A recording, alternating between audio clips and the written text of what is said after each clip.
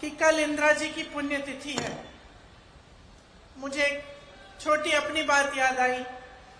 मैं 12 साल की थी। उस दिन सुबह 9 बजे 8 बजे मैं स्कूल जा रही थी, तो हम लोग इकट्ठे रहते थे। दादी के पास गई। स्कूल में एक प्रतियोगिता थी, उसके लिए मैंने दादी का एक झोला रखती थी, मैंने उनका झोला मांगा। नाटक की प्रतियोगिता थी। झोला मांगा दादी से और उनको प्यार से ऐसे पकड़ के बाय बाय बोल के स्कूल चली गई। तकरीबन 2 घंटे बाद हमें स्कूल से लेने के लिए सुरक्षा कर्मी आ गए। गाड़ियों में रखा, बिठाया। काफी इतने सारे सुरक्षा कर्मी मैंने जीवन में नहीं देखे थे। अचानक हमें घर ले गए। हमें मालूम नहीं था, राहुल को और मुझे, कि क्या हुआ। मैं 12 साल की थी, वो 14 साल का था। घर आए, गाड़ी से उतरे तो जमीन पे खून के बड़े बड़े धब्बे थे। उस समय हमें मालूम नहीं था कि हमारे दादी का खून था, जो उस मिट्टी में मिल चुका था। अंदर गए, माता पिता नहीं थे। पिताजी दौरे पे थे, बंगाल गए हुए थे। माताजी दादी को लेकर अस्पताल गई हुई थी।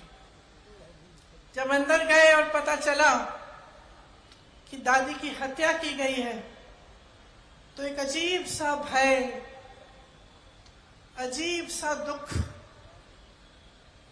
मन में जागा और ऐसे लगा कि क्या अगले दिन सुबह हो भी सकती है कि हमारी दादी, जो सिर्फ हमारी दादी नहीं थी लेकिन एक महान शख्सियत थी,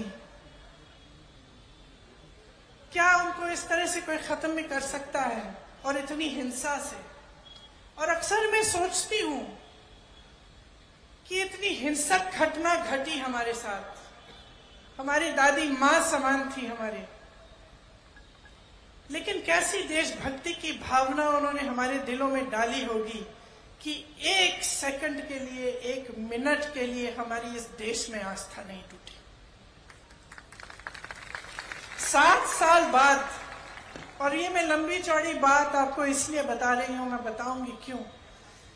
7 साल बाद मैं 19 साल की थी।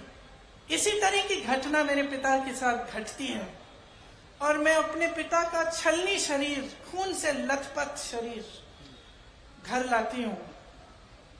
फिर भी मेरी इस देश में आस्था नहीं टूटती, फिर भी देशभक्ति कम नहीं होती, बढ़ती चली जाती। कैसी भावना होगी उन लोगों के दिल में कि हम बच्चों में उन्होंने ऐसी देशभक्ति की भावना डाल दी कि तब से लेकर अब तक ये टूट नहीं पाई। मैं इसलिए ये सारी बातें कह रही हूं क्योंकि जब हम अपनी बीती हुई पीढ़ियों की बात करते हैं, जब हम इंदिरा जी की बात करते हैं, नेहरू जी की बात करते हैं, राजीव जी की बात करते हैं, तो हमारी आलोचना करने वाले एकदम से परिवारवाद की बात उठाते हैं। मैं आपसे ये कहना चाहती हूं कि ये परिवारवाद नहीं है, ये देश के प्रति एक भक्ति है जो टूट नहीं पा रही है।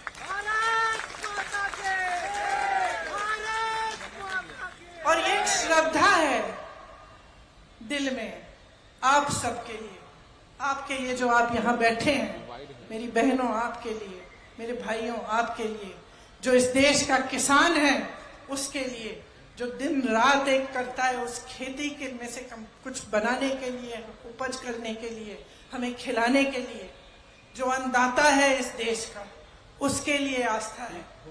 जिसका बेटा जवान बनके सेना पे तैनात होता है हमारे लिए, जो मेरी दादी की तरह, मेरे पिताजी की तरह इस देश के लिए अपनी जान देने के लिए तैयार होता है, उसके प्रति आस्था है। और ये कुछ भी कह लें, कुछ भी कर लें, ये आस्था कभी नहीं तोड़ पाएंगे, ये देशभक्ति कभी नहीं तोड़ पाएंगे।